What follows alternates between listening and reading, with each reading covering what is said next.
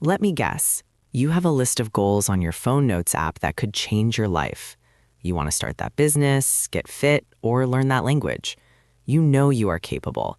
In fact, in your head, you're already successful. But in reality, you've spent the last 3 hours scrolling through your phone, paralyzed, doing absolutely nothing. You aren't just lazy. If you were lazy, you'd be happy doing nothing. But you're not happy. You're stressed, you're guilty, and you feel like you're running out of time. Psychologists have a name for this. It's the lazy ambitious paradox. And the reason you can't break out of it isn't because you lack discipline. It's because your brain is actually trying to save you. But what is it saving you from? The answer is going to annoy you, but it's the only way to fix it. Here is the cold truth. You aren't procrastinating because you're lazy. You're procrastinating because you have high standards. Think about it. If you decide to clean your room, you don't just want to tidy it up. You want to reorganize the entire closet, color code your books, and scrub the baseboards. The mountain looks so big that your brain slams on the brakes.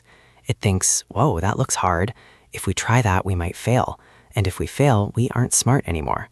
So you choose to do nothing. Because if you do nothing, you can still tell yourself, well, I could have done it perfectly if I tried. It's a defense mechanism to protect your ego. You are burning more energy thinking about the work than it would take to actually do the work. But there is a second chemical trap keeping you stuck, and it has to do with how you daydream. If you visualize your success the wrong way, you are chemically castrating your motivation.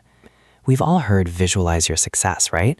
Well, for the lazy, ambitious person, that is terrible advice. When you sit there daydreaming about having 1 million subscribers or winning that award, your brain releases dopamine. That's the reward chemical. Here is the problem. Your brain is ancient. It can't tell the difference between imagining a reward and getting a reward. So you get the good feeling of success without doing any of the work. You feel satisfied, so your biological drive to actually get up and hustle disappears. You tricked yourself into thinking you already won. So how do we rewire this? How do we turn that ambition into actual movement? You have to stop waiting for motivation to strike. In fact, you need to flip the entire equation upside down. Most people think the process works like this.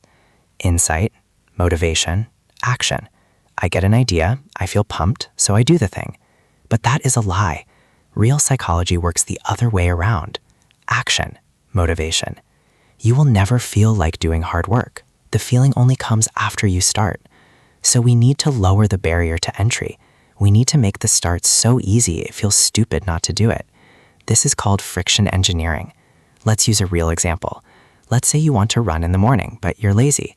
Instead of thinking, I need to run 5 miles, just do this. Put your running shoes right next to your bed. Literally trip over them when you wake up. Sleep in your running clothes if you have to. Your only goal is not to run. Your goal is to put on the shoes. That's it. Once the shoes are on, the friction is gone. You might as well go outside. You can do this for anything. Want to work on your business? Put your phone in another room.